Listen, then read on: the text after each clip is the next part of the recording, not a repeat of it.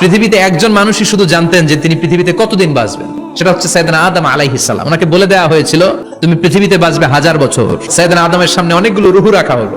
সাইয়েদনা আদম বললেন এরা কারা? আল্লাহ বললেন তোমার বংশধর। সাইয়েদনা আদম বললেন আল্লাহ ওই যে একটা রূহ দেখা যায় এটার নাম কি? এটা তোমার ছেলে দাউদ, সে দুনিয়াতে নবী হয়ে আসবে। সাইয়েদনা আদম বললেন মাবুদ আমার ছেলে দাউদের কত বছর হায়াত আপনি দিয়েছেন? আল্লাহ বললেন মাত্র 40 বছর। সাইয়েদনা আদম বললেন মাবুদ এত ফুটফুটে সুন্দর আমার ছেলে দাউদ মাত্র 40 বছর দিলেন কেন? আল্লাহ আপনি বাড়ায় দেন, আল্লাহকে বাড়ানো যাবে না, লেখা হয়ে গেছে। সাইয়েদনা আদম বললেন আমার 1000 বছর থেকে 60 বছর আমি আমার ছেলেরে দিয়ে দিলাম। আর আদম আলাইহিস সালাম পেয়েছিলেন 1000 বছর, 60 কমে গেলে রইল কত? 940 বছর পৃথিবীতে থাকার পরে মালাকুল মাউত চলে এসেছে, এসে বলল জিতু আন আকবাদা রূহাক, রূহ কবজ করতে আসছি। আদম আলাইহিস সালাম বললেন রূহ কবজ করতে আসছো মানে আমি বাঁচবো তো 1000 বছর। মালাকুল মাউত বললেন না না ওই যে আগের কথা স্মরণ করেন আপনি 60 বছর দিয়া দিয়েছিলেন। কয় না আমি দেই নাই।